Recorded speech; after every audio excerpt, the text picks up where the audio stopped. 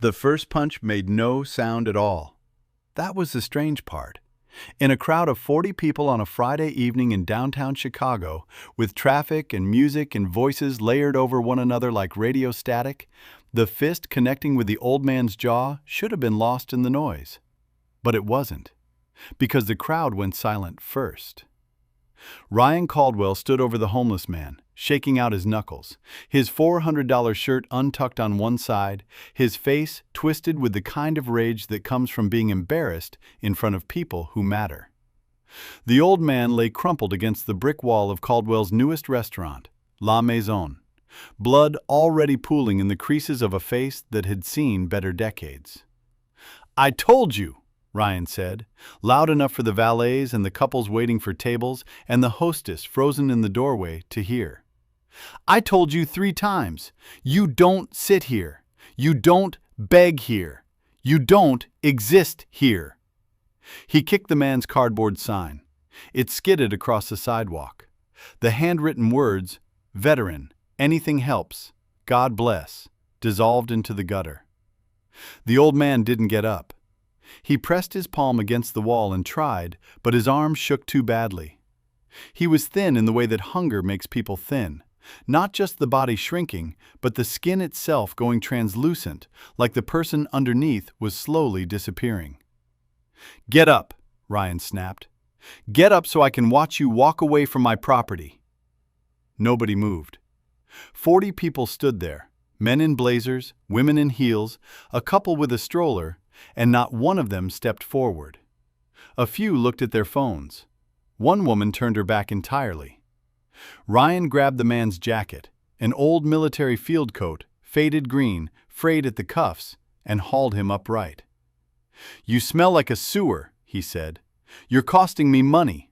Every night you sit here, that's a reservation that doesn't happen. That's a review that mentions the homeless problem outside. That's my brand taking a hit because you can't figure out how to die somewhere else." He shoved the old man, hard. The man hit the wall and slid back down, his head cracking against the brick. Quick favor, if you've ever walked past someone in pain because it was easier than stopping, tap like and subscribe.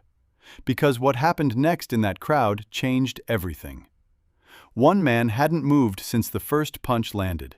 He stood near the edge of the sidewalk, half in shadow, holding a coffee he'd bought from the cart on the corner. He was mid-50s, average height, wearing a plain jacket and dark jeans. Nothing about him suggested money or power or danger. Except his eyes. His eyes hadn't blinked, not once. They were locked on the old man's face, not on the blood or the bruises, but on the face itself. The shape of the jaw beneath the beard. The way the man's left hand curled, even in pain, with 3 fingers bent at odd angles. Old breaks, specific breaks. The man in the shadow set his coffee on the ledge beside him. Slowly, deliberately, like he was putting down something he wouldn't need anymore. His name was James Kellen, and the homeless man bleeding on the sidewalk was not a stranger. James pulled out his phone. He didn't dial 911. He dialed a number with no name attached, just 7 digits he'd memorized 26 years ago in a foxhole outside Fallujah. 1 ring, 2. "Yeah." The voice on the other end was gravel and patience. "It's Kellen." A pause. Then, "You don't call this number unless someone's dead or about to be." "I found him," James said. His voice was flat, controlled, the kind of calm that came from decades of training. "I found Sergeant Marsh." The silence on the other end lasted 5 full seconds. "Where?" "Chicago, State Street, bleeding on a sidewalk because some restaurant owner decided to use him as a punching bag."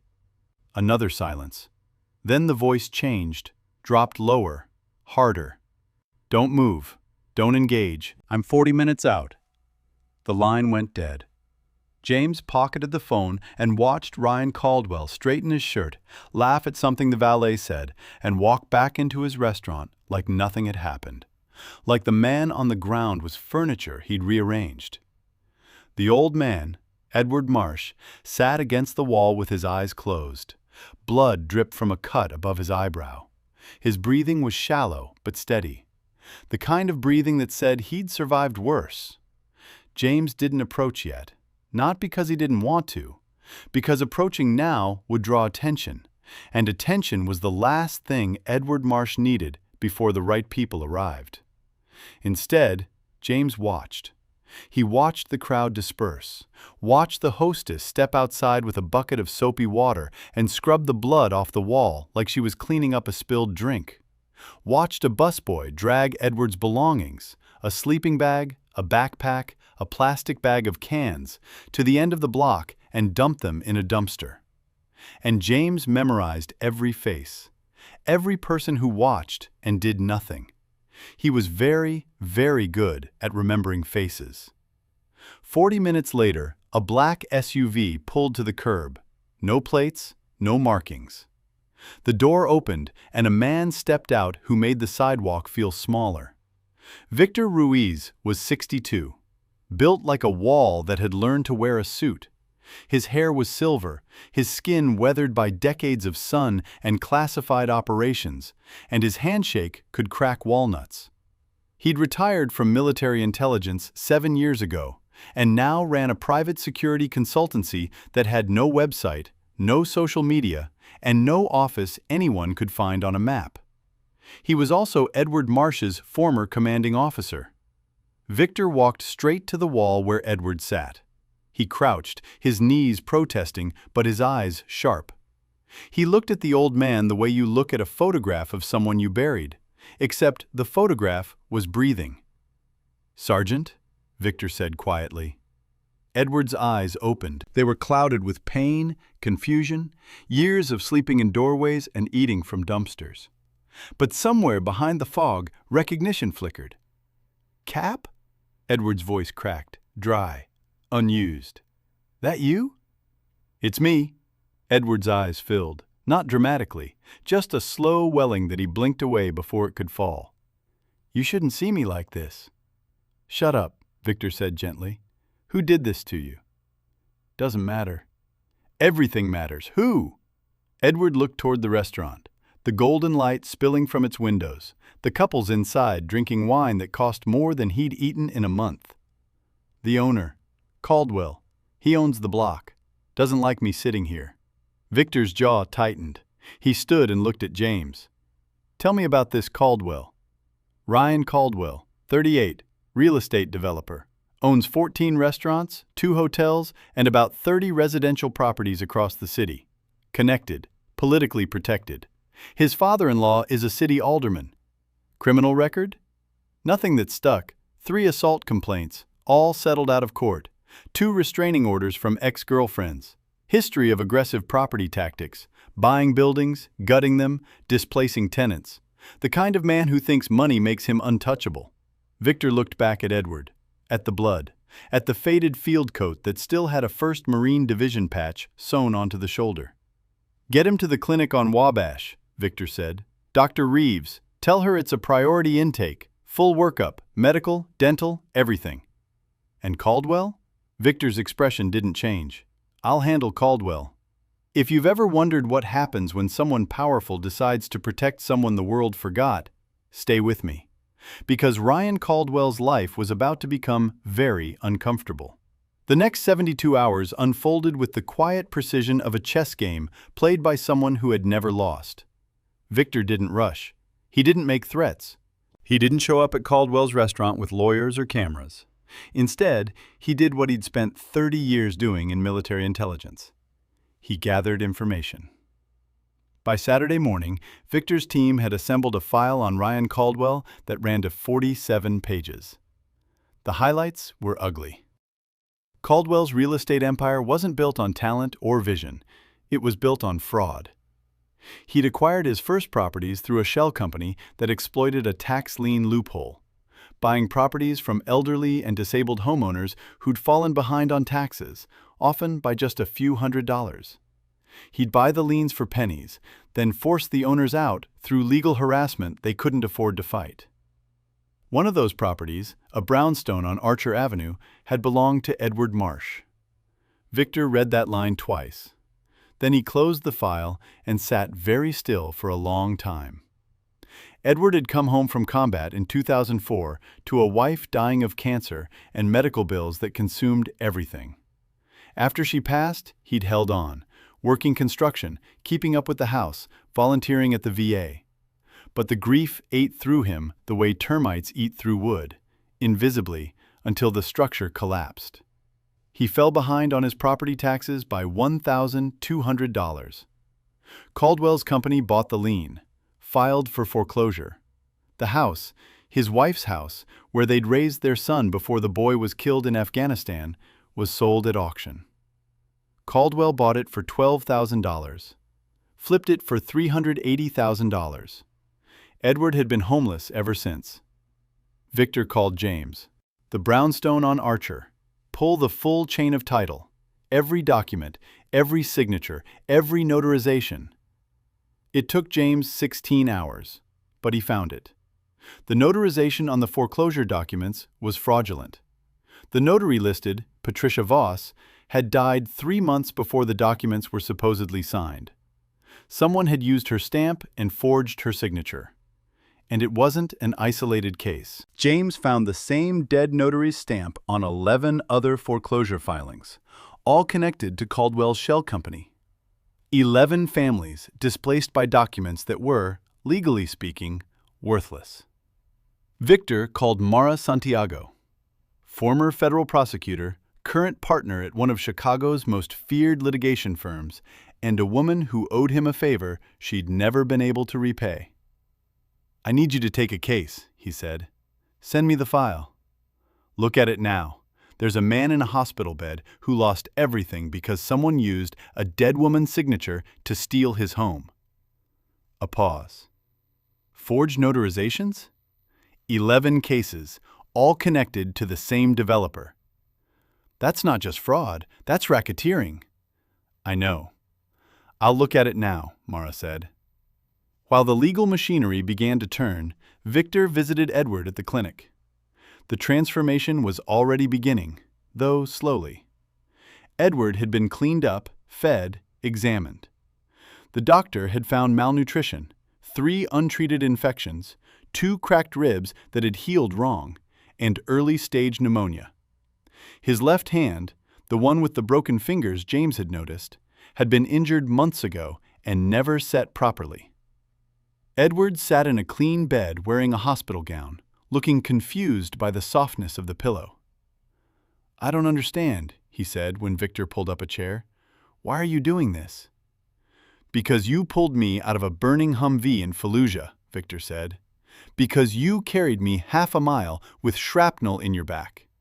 Because when the medevac couldn't land, you kept me alive for 6 hours with a tourniquet and a prayer."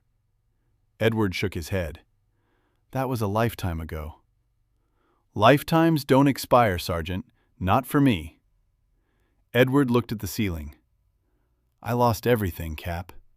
After Mary died. After Tommy was killed overseas. I just stopped. Stopped caring. Stopped fighting. Stopped being the man you knew." "You're still that man," Victor said firmly. "You're just buried under years of nobody giving a damn. That ends now." Edward's chin trembled. "The house. My house. I still dream about it. Mary's garden, Tommy's room. I still dream I'm there, and then I wake up on concrete." Victor leaned forward. "Your house was stolen, Edward. Not lost. Stolen. With forged documents. And the man who stole it, the same man who beat you last night, is about to find out what happens when you steal from someone who has people willing to fight for them. I don't want trouble." "You don't have to want it. It found you 20 years ago. I'm just finishing what they started." Tap like if you've ever wished someone would fight for you the way Victor is fighting for Edward. Because what happened next made Ryan Caldwell's entire world shake. The first sign that something was wrong arrived in Ryan Caldwell's inbox on Monday morning. A letter from the Cook County Recorder's Office informing him that a formal audit had been initiated on 11 property transactions connected to Caldwell Ventures, LLC. He called his lawyer. "It's nothing," the lawyer said. Routine audit. 4 hours later, the second letter arrived. From the Illinois Attorney General's office. Words like investigation, fraud, and pattern of misconduct. By Tuesday, a Tribune reporter was calling his office asking about Patricia Voss, the dead notary, and why her stamp appeared on documents filed months after her death. By Wednesday, his phone was ringing every hour. His accountant was panicking. His father-in-law, the alderman, called once, said, "Fix this or I'll pretend I never met you," and hung up. Ryan poured himself a scotch at 11 a.m. His assistant knocked. "Mr. Caldwell, there's someone here to see you. He doesn't have an appointment." "I'm not seeing anyone." "He said you'd say that. He also said to tell you it's about Sergeant Marsh." Ryan went still. "Who?" "He said you'd know the name if you thought about it." "The man from Friday night." Ryan's stomach dropped. The homeless man. The one he'd hit outside the restaurant. "Send him in," Ryan said, straightening his tie. Victor Ruiz entered the office the way he entered every room, like he'd already mapped the exits and decided which ones he'd let you use. He didn't sit. He stood in front of Ryan's desk and looked at him with an expression of clinical curiosity, like a surgeon examining a tumor. "Mr. Caldwell." "Who are you?" "My name doesn't matter. What matters is that on Friday evening you assaulted a 70-year-old man named Edward Marsh. You punched him. You kicked him. You slammed him into a wall. In front of 40 witnesses." Ryan's jaw tightened. "That bum was trespassing on my property." "That bum," Victor said, and his voice dropped half a degree, "is a decorated Marine who served 3 combat tours and earned a Bronze Star. He's a man who lost his wife to cancer, his son to war, and his home to you." "I don't know what you're talking about." 1847 Archer Avenue. Ring a bell?" Ryan's face changed. Just slightly. A flicker of something. Not guilt. Fear. "I bought that property legally through a tax lien sale using forged notarization documents," Victor finished. "Patricia Voss died in March 2018. Your documents were filed in June 2018 with her stamp and signature. That's not a legal purchase. That's a federal crime." Ryan stood up. "Get out of my office." "Sit down, Mr. Caldwell." "I said get out." Victor didn't move. "You have 2 choices. The first is that you sit down and listen to what I'm going to offer you. The second is that you throw me out, and by tomorrow morning the Tribune runs a story linking you to 11 counts of foreclosure fraud. The Attorney General escalates the investigation to criminal charges, and every property you acquired through that shell company gets frozen pending review." Ryan's hand was shaking. He sat down. "Good," Victor said. He placed a folder on the desk. "This is what's going to happen." He opened the folder. Inside was a single document. "You're going to sign the Archer Avenue property back to Edward Marsh. Free and clear. No liens, no conditions."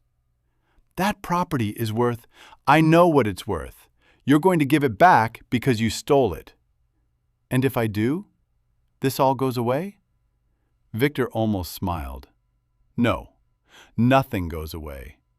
The Attorney General's investigation proceeds regardless. I can't control that, and I wouldn't stop it if I could. The other 10 families you defrauded deserve justice too." "Then why would I sign anything?" "Because if you return the property voluntarily, it demonstrates cooperation. It might influence how harshly you're prosecuted. And because if you don't sign it, Mara Santiago files a civil suit tomorrow morning that will freeze every asset you own while the criminal case builds. Your restaurants close. Your hotels close. Your wife finds out exactly how you built your empire. Your father-in-law finds out. The papers find out." Victor leaned forward. And I will personally make sure that every veterans organization in this country knows that you beat a decorated Marine on a public sidewalk and stole his home while his wife was dying of cancer." Ryan's face had gone white. The scotch glass trembled in his hand. "You can't prove any of this." "Mr. Caldwell, I've spent 30 years proving things that governments didn't want proven. You forged documents with a dead woman's stamp. That's not ambiguous. That's not interpretive. That's a fact that a first-year law student could prosecute." "Who are you?" Ryan whispered. Victor straightened. "I'm the man who was in that crowd on Friday night. The one who watched you hit a 70-year-old veteran and laugh about it." His voice went quiet. "I'm the man Edward Marsh saved in combat 26 years ago. And I'm the man who's going to make sure the rest of your life is defined by what you did to him." He placed a pen on the desk. "Sign it." Ryan stared at the document, then at the pen, then at the man standing over him with eyes that had seen things Ryan Caldwell couldn't imagine surviving. He signed. Victor took the document, checked the signature, and tucked it back into the folder. He turned to leave, then stopped. "One more thing. The 40 people who stood there Friday night and watched you beat that man? Several of them were your employees. Your valet, your hostess, your busboy who threw Edward's belongings in the dumpster.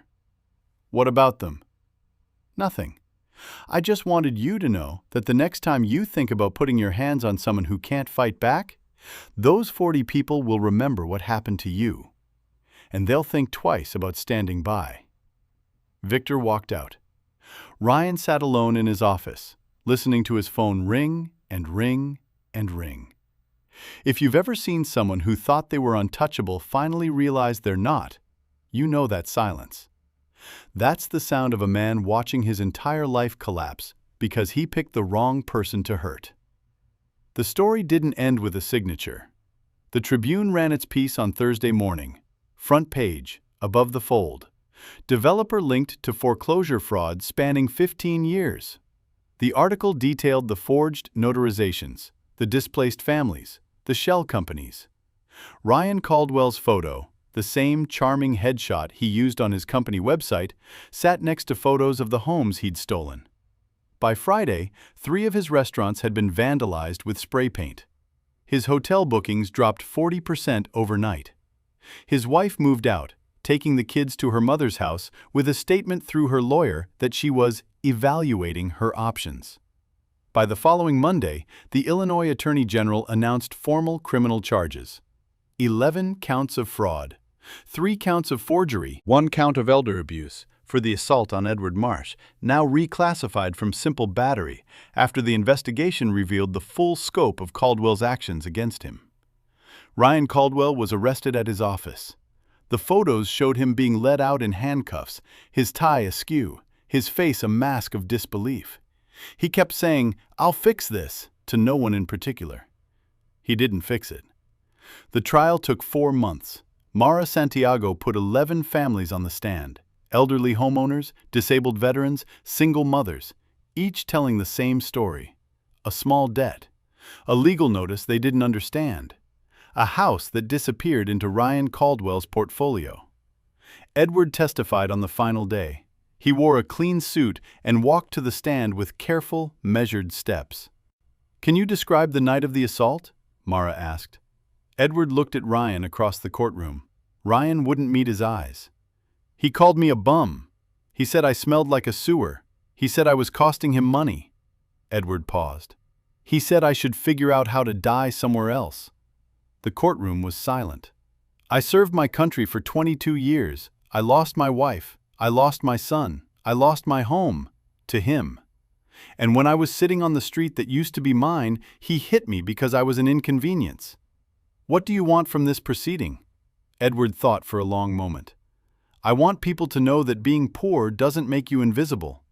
That losing everything doesn't mean you were never anything." He straightened in the chair. "I'm not a bum. I'm not a problem. I'm a person. And I was a person when he hit me too. Guilty on all counts. 12 years. Assets frozen, properties seized, restitution fund established for all 11 families. Edward moved back into 1847 Archer Avenue on a Tuesday in October. The house had been renovated, Victor's doing. New roof, new plumbing, fresh paint. The structure was the same, the bones of the building unchanged, but everything that had been broken was repaired. Edward stood in the doorway for a long time before stepping inside. The kitchen was where Mary used to make coffee at 5 a.m., singing hymns she'd learned as a girl in Georgia. The living room was where Tommy used to build forts out of couch cushions and pretend to be a soldier, years before he became one for real. Victor stood behind him. "It's yours again, free and clear, your name on the deed." Edward's hand trembled on the doorframe. "I keep thinking I'm going to wake up." "You're awake, Sergeant." "Don't call me that." "I'll call you whatever the hell I want. You earned it." Edward stepped inside. He walked through each room slowly, touching the walls, the counters, the windowsills. In the bedroom, someone had placed a framed photograph on the nightstand. Mary and Tommy, smiling in the backyard, summer sunlight in their hair. Edward sat on the edge of the bed and held the photograph against his chest. Victor watched from the doorway. He'd seen men survive combat, survive torture, survive things that should have killed them 10 times over. But he'd never seen anything as brave as a 70-year-old man sitting in a house he'd lost, holding a picture of the family he'd buried, and allowing himself to feel something other than survival. "Cap," Edward said without looking up. "Yeah?" "Thank you." Victor cleared his throat. "You pulled me out of a burning vehicle, Sergeant. You carried me half a mile. You kept me alive when nobody else could." "That was different." "How?" Edward looked at the photograph. "That was war." Victor stepped into the room and sat beside him. "This was war too, Edward. You just didn't have anyone watching your flank."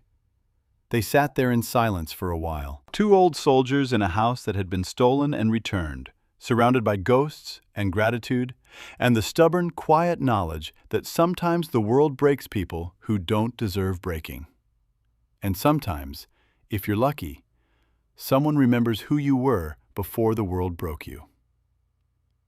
3 months later, Edward planted a garden in the backyard. Roses, like the ones Mary used to grow. They bloomed in early spring, red and white, thick and stubborn, pushing up through soil that hadn't been tended in years. His neighbors came by, not because they were told to, but because a man with a garden is a man who's staying. They brought food and conversation and the casual, essential kindness that holds neighborhoods together. James Kellen stopped in once a week. He and Edward would sit on the porch and drink coffee and not talk about Fallujah or sidewalks or any of the dark places they'd both been. They'd talk about baseball and whether the roses needed more water.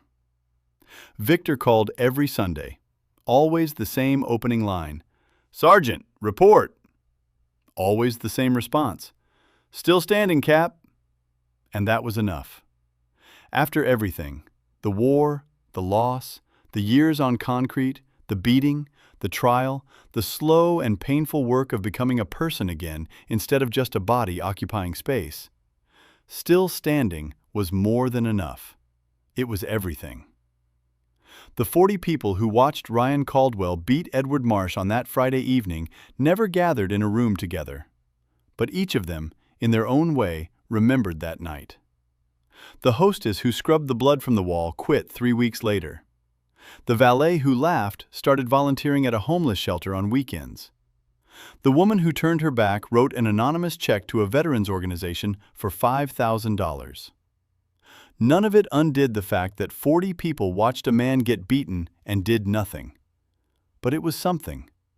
A crack in the indifference. And on a porch on Archer Avenue, surrounded by roses he'd planted in soil he'd reclaimed, an old soldier sat in a chair that was finally his and watched the world go by without flinching. Not because the world had gotten safer, because he had people watching his flank again. And that made all the difference.